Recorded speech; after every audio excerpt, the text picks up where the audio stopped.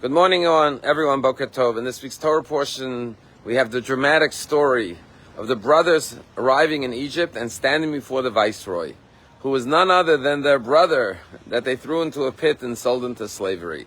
And then you have the verse that says, Vayaker Yosef et achav. Joseph recognized his brothers, Veheim lo hikiruhu, but they did not recognize him.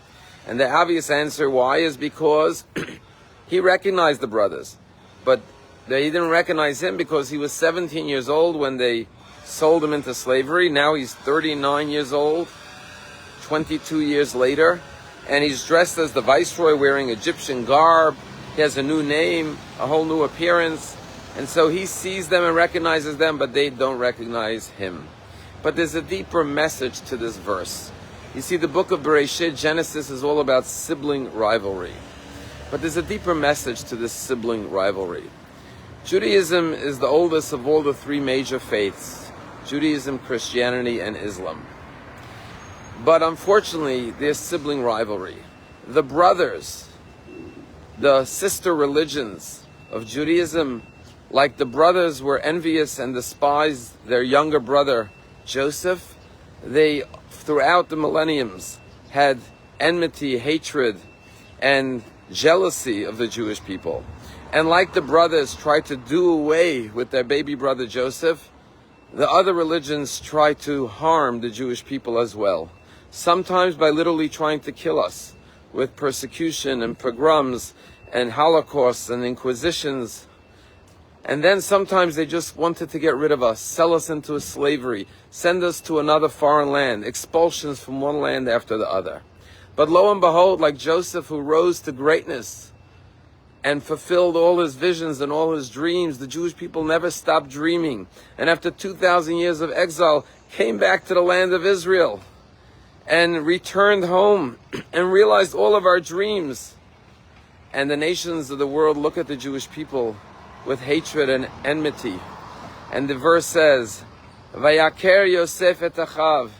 Joseph recognizes his brothers. What does that mean?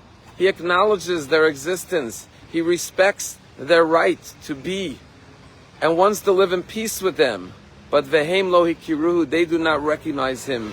They refuse to acknowledge his existence. And of course, after the 67 war, the Arab League voted the famous 3 no's. They said no to peace with Israel, no to negotiations with Israel, no to recognition of Israel. There are 56 Islamic states and one little tiny Jewish state the size of New Jersey. But even that one little state is one too many for our enemies.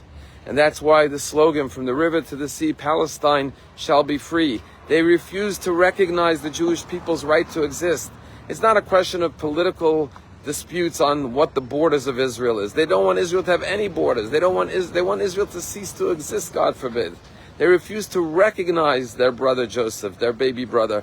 They refuse to acknowledge our right to be a nation. There's no other country in the world that its very right to exist is called into question. And that's the message of the verse. Yes, Joseph will realize his dreams, despite all the failed attempts of his brethren to do away with him. We will continue to reach greater and greater heights, just like Joseph. Why? Because Joseph was a man who was successful. Why was he successful? Because the verse says God was with him. God is with the Jewish people. The Jewish people will continue to rise higher and higher.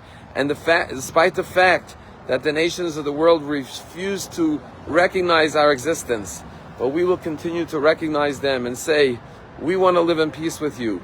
You have every right to exist. You have 56 countries. All we ask for is one Jewish homeland.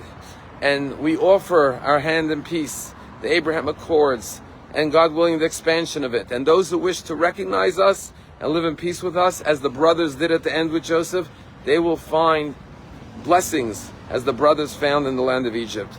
But those who refuse to will continue to be destroyed by their self-hatred. As Syria collapsed 2 weeks ago, there was a remarkable video that went viral of a number of Druze communities in Syria who were a community and had a gathering, like a town hall meeting for all the communities of Hadar. And they said, the leader gets up and he says, I want to propose that we ask that we be annexed into Israel, because these rebels who took over Syria will violate our daughters, they will steal and rob our possessions and give us no freedom and no human dignity.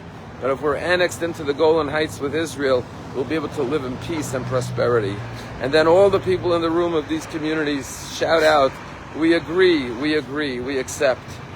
There are many countries that are recognizing Joseph, the Jewish people, and saying it's time to do away with our hatred and our jealousy.